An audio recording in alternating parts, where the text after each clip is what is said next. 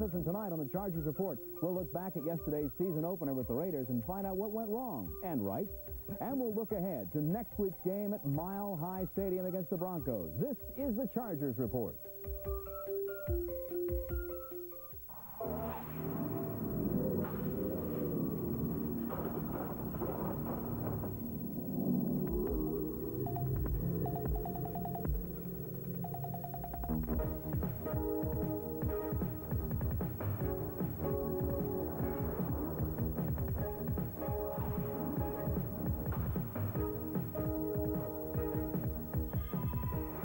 Chargers Report.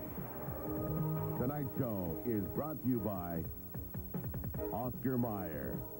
Lewis Rick. Yeah, disappointed. That's how a lot of players and fans feel today. The 24-13 loss yesterday was a game where the Chargers could have won.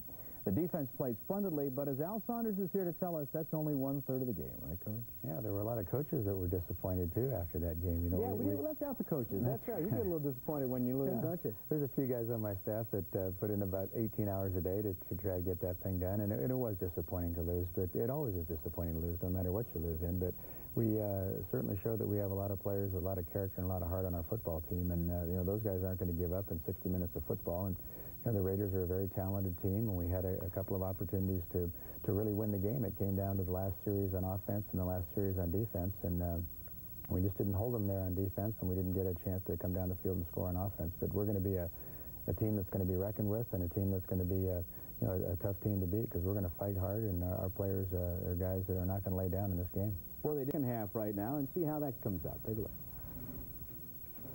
The second half began on a high note for San Diego. Anthony Miller collected the bouncing kickoff and headed up the right side with 11 disorganized Raiders chasing after. Finally, kicker Chris Barr cut across field and pushed Miller out at midfield. From there, the Chargers went to work on offense. Running back Gary Anderson will make some nice moves to gain 11 on this sweep to the right.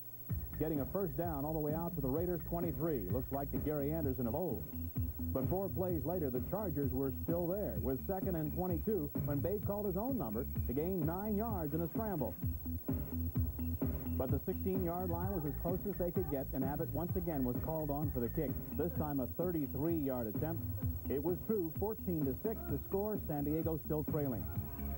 The Raiders' next possession ended in a dramatic punt. Jeff Gossett to kick, but Bensie Glenn comes untouched up the middle, just missing the block.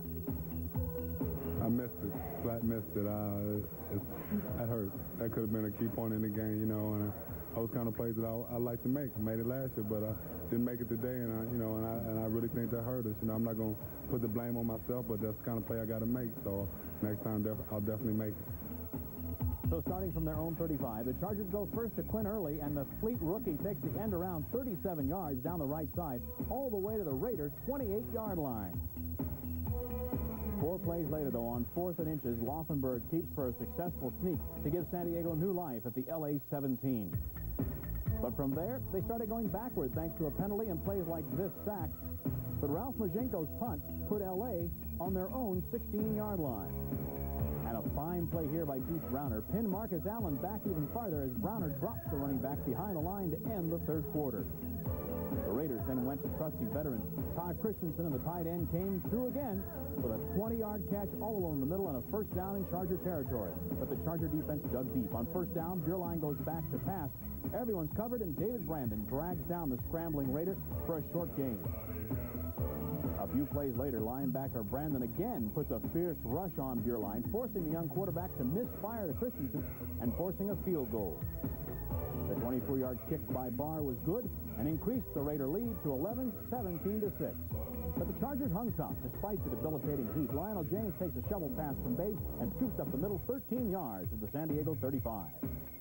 Next play, James shows the heat's no problem for him as he makes a terrific catch in traffic to pick up 31 yards all the way down to the LA 34. Nice pass on that play, too. After a sack, Laufenberg fires to Jamie Holland, and the veteran receiver makes a nice grab, but still 10 yards short of a first down. So on 4th down, Babe goes to Jamie once again. One thing that takes a bit, number 30, I forgot his name, and I thought as I was coming off the ball, I was reading the safety because it was a post route. So when I seen him, I guess he read, Babe, the quarterback, dropping back, and they had pressure in his face. He started to bite. And once he bit, I just made my move, and I looked up, and the ball was there.